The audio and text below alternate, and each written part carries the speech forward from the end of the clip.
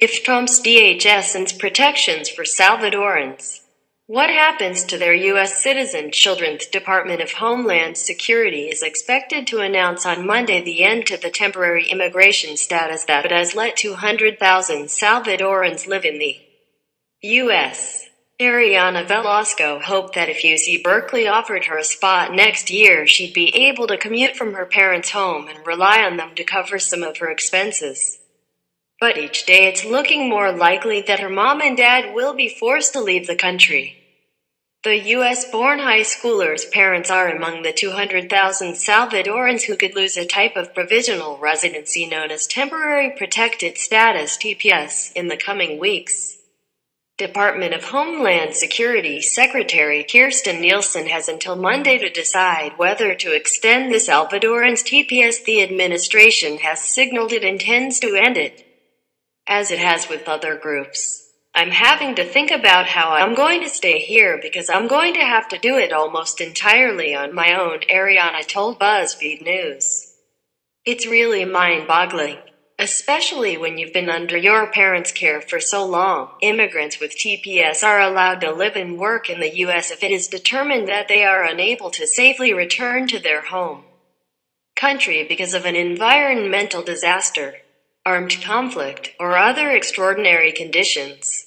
Salvadorans received the protection after 2 earthquakes devastated the country in 2001. The Center for Migration Studies estimated that 273,200 U.S.-born children have parents with TPS. Some 192,700 have parents from El Salvador.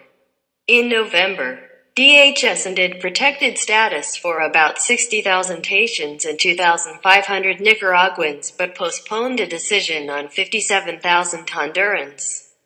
Secretary of State Rex Tillerson paved the way for TPS to be withdrawn for Central Americans and Haitians by sending a letter to DHS stating that conditions in those countries had improved to the point that people no longer needed protection. It's like they take little strands of hope away because country after country is being revoked or set aside. Ariana said, "We all know that because of the outcomes of the other countries, ours is most likely not going to be renewed again." Tillerson and other U.S. officials have said the conditions caused by the earthquakes that led to TPS for Salvadorans no longer exist. Mark Short, the White House's Director of Legislative Affairs, said the solution for TPS holders should fall to Congress. Congress needs to change these laws as opposed to continual 6-month extensions of people that are here from 10 to 20 years ago, Short told CNN.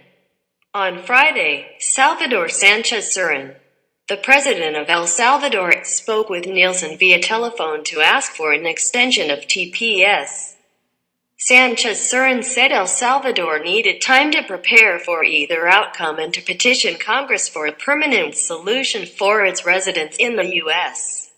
Oscar Chacon, executive director of Alianza Americas, a network of Latin American and Caribbean immigrant groups in the U.S., said El Salvador's high homicide rate and gang violence are reason enough not to send back 200,000 people after nearly 20 years.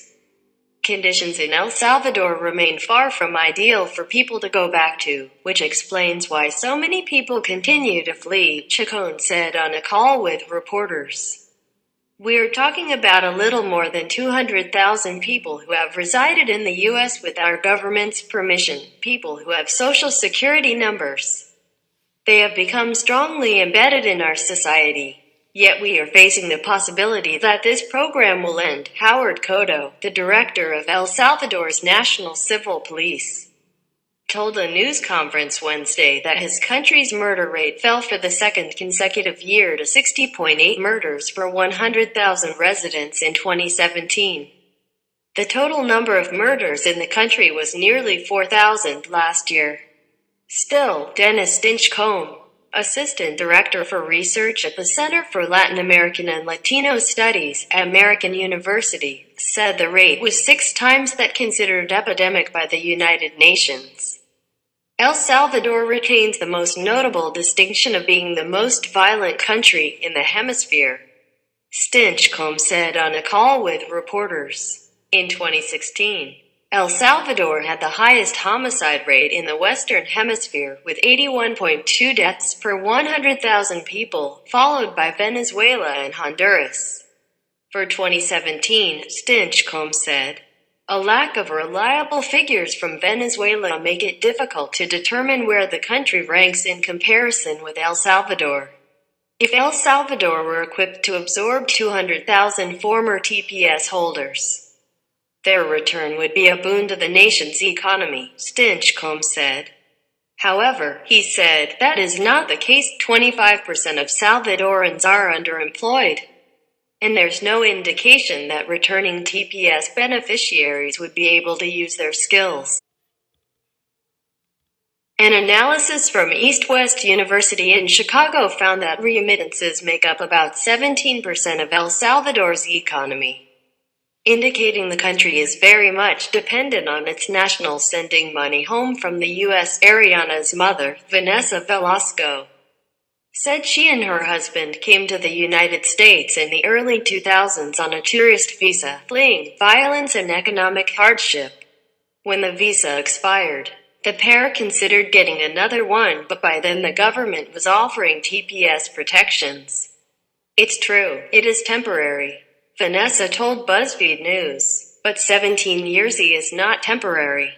They let us make a life here, have our kids here, start our 401ks, buy our homes, start businesses, assimilate to the culture.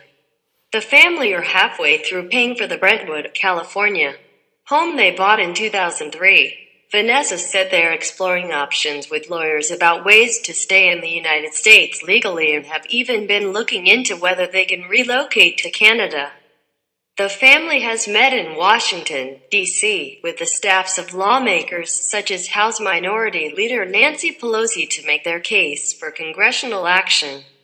If the parents have to go back, Ariana, the U.S. citizen by birth, will stay, but the younger children, ages 4 and 12, who also were born in the United States, will go to El Salvador with them. "We haven't been back since we left. Not even to visit," Vanessa said. "We never wanted to expose them to the violence we left behind." When Vanessa came, the government was deporting large numbers of men who had joined gangs in the United States and dropping them off in El Salvador.